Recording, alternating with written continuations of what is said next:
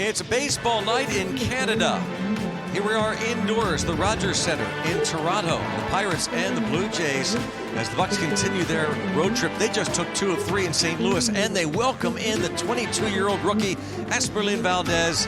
He is going to make his Major League debut tonight. Thanks, by the way, to Endy Rodriguez using his camera on his phone. And there is Endy alongside the big guy, Esperlin Valdez. He'll make, again, his Major League debut tonight. Greg Brown, Matt Capps, Hannah Mears. We'll be hearing from Hannah shortly. And boy, what a great opportunity this is to see one of the top prospects in the Pirates organization at the age of 22. He's a big bopper, and he's going to take his swings. Yeah, no doubt about it. A little bit of power injected into this lineup with Valdez and what he brings. He's on a hot streak, which is really nice to get him up from AAA after what he's done here recently. You see his numbers right there. You mentioned 22-year-old from Dominican Brownie, the 4th Pirate to make his debut this year. He's had a nice run in the minor leagues. I mean, 70 homers in 400, just over 400 games. You'll take that. This year, AAA's been great, especially the last 5. And what I like about some of these home runs that you're going to see right here today, facing a guy like Kevin Gausman, you're going to see some breaking balls and some off-speed pitches going down that he goes down and does a really nice job of keeping the barrel of the bat through the zone and hitting them with authority. You're going to see a lot of that. The fastball's up and then that split going down from Gausman today against the Toronto Blue Jays. So this could be a great time to have him in the lineup. And he might just be fitting in perfectly down toward the bottom of the order. He'll be hitting 8th, and you know what the Pirates have done the last 2 games against the St. Louis Cardinals. It's the bottom of the batting order that has done the most damage. Well, it's a team sport, Brownie, 1 through 9, and we need some production from everybody. And 6, 7, 8, 9 in the Pirates lineup has been really good. You see the numbers right there, 15 for 33 with a little bit of slug. But just doing all sorts of things, whatever they can do to help this ball club put runs on the board.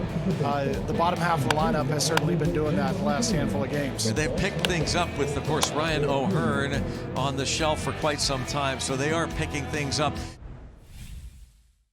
If Bubba doesn't get ahead, they're going to keyhole. So he's got to get ahead of guys and then try to expand that zone. 1-out single for Brandon Lau, including in spring training, and a fly ball to left field. Nick Gonzalez to the wall and off the top of the fence. This is going to be a double, second and third, that close to his first home run of the season. Not missing it by much right there, and you got to tip your cap to the Blue Jays defense. Dalton Varsho going over and getting to this to keep Brandon Lau from scoring, who had to hold up at second base. Not a bad pitch. Enter third right there. Nicky G does a nice job of clearing space and getting the barrel down to it right off the top of the fence there. And a fly ball to center field deep. Varsho back to the track. And Horwitz will get the job done. A sacrifice fly to deep center. And the Pirates score and lead it 1-0 in the first. Gonzalez moves up to third base. Lau crosses the plate. This was really nicely done by Spencer right here. Infield playing back, just 1 out. Again, it's a fastball right at the bottom of the strike zone. Knows he just needs to get it deep enough into the outfield with Lau at third base. Sac fly did exactly what he was trying to do, just unfortunately hit it to the wrong part of this ballpark. It was almost like there was a huge gust of wind blowing from the left field foul line all the way across to the right field foul line, and couldn't figure out why, and was talking to him about it, and he's just kind of shaking his head like, okay, we'll go talk to the boys about it. And catcher's interference is called here on Endy Rodriguez. So I know they were out taking some extra reps during BP and getting a first-hand look at it off the bats.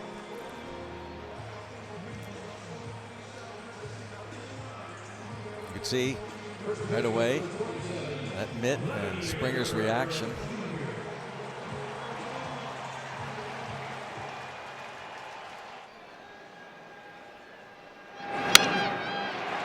Guerrero just muscles that one into center field. And this will put runners at first and third. It looks like, yes. As Springer goes into third base, the throw from Garcia, and the Blue Jays have something going here in the third inning. But Bubba's changeup is so good.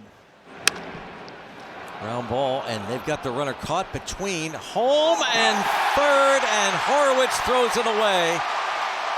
And that's a disaster. They don't get an out. It's 1-1, and it's second and third.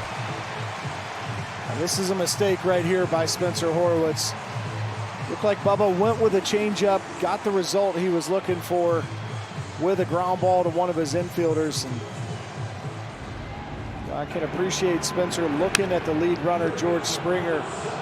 But what he doesn't want to do right here is obviously sail it. But kids watching at home, unless the runner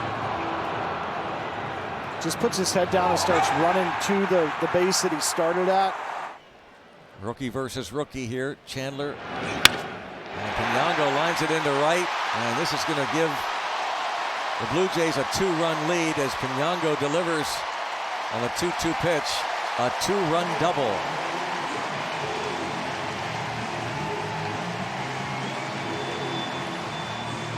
Well, I think if Bubba Chandler had this one to do over again, he would have stayed away from that pitch right there. It came up as a curveball. And that's what he was really trying to throw. That's the first curveball we've seen on the night. We've seen changeups and sliders, but you know, Bubba Chandler's bread and butter and his strength is his fastball and his changeup combination. Pinyango hasn't shown me yet that he can catch up to the fastball. So in a situation like this,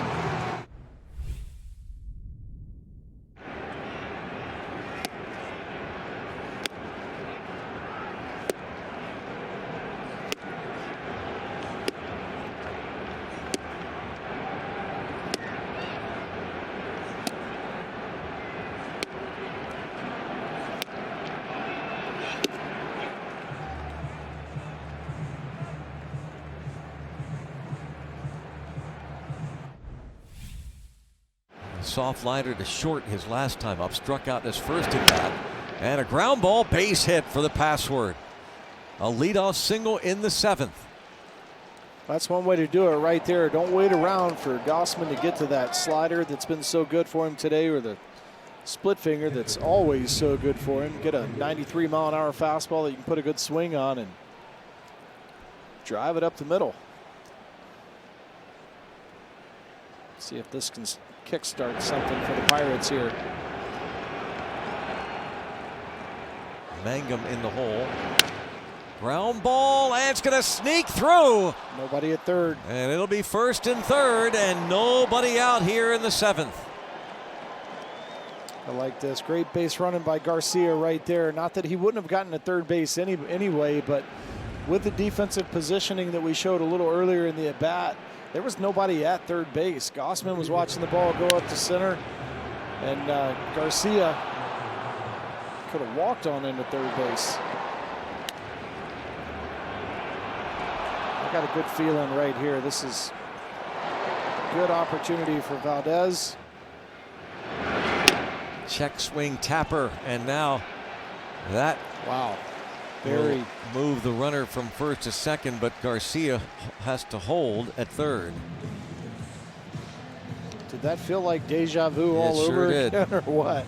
That's something that I'm sure, as Spencer Horowitz is watching from the bench, he would have preferred to have done it this way. Yeah, this is very similar to what happened to the Pirates when the Blue Jays were hitting in the third inning. A first and third situation. Little chopper to Spencer Horowitz at first base. And a ground ball to first. Wow. 2 outs.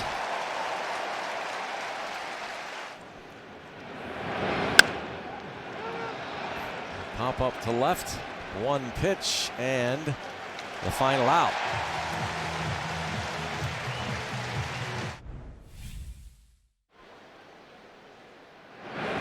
Line drive, base hit into left field. First and second, and again the Pirates setting up shop. They had first and third, nobody out in the 7th. Now 2 on, and we'll see Connor Griffin on deck. 3-2, and this wild pitch moves Lau to third, Gonzalez to second. He's on 3-2 pitches out of his zone. Ground ball, this will bring home a run and move another runner up 90 feet. It's a one-run game as Brian Reynolds has one of the better at-bats of the season to get that run home. Yeah, it really was. Stayed on a changeup. Oh, wow. Strikes him out on 3 pitches. And a ground ball to the shortstop, Jimenez. One-run ball game going to the bottom of the 8th inning.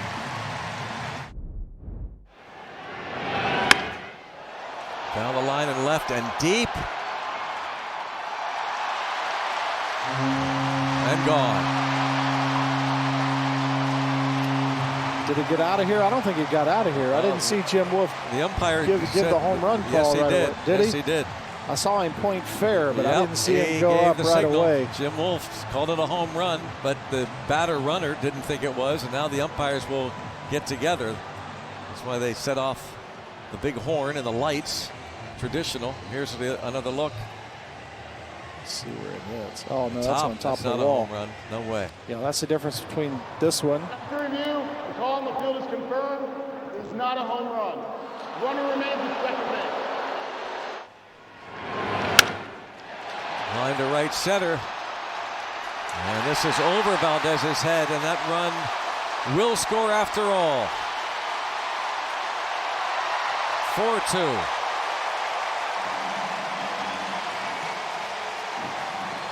Dennis just didn't get this one down. Got himself into a good count. Threw a fastball to pitch before, right on the inside corner.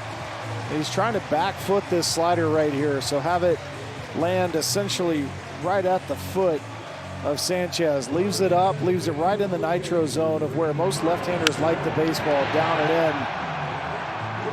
in. Jesus Sanchez put a good swing on it. Not much that Valdez out in right field could do right there. He played it about perfectly. Got the short hop off the wall, got the ball into the infield as quick as he could.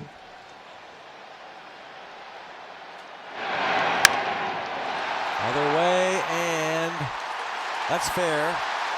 And that'll be a double. And that will increase the lead to 6-2 and might put a lid on this one as it gets wedged there between the wall and the padding. Ground rule double.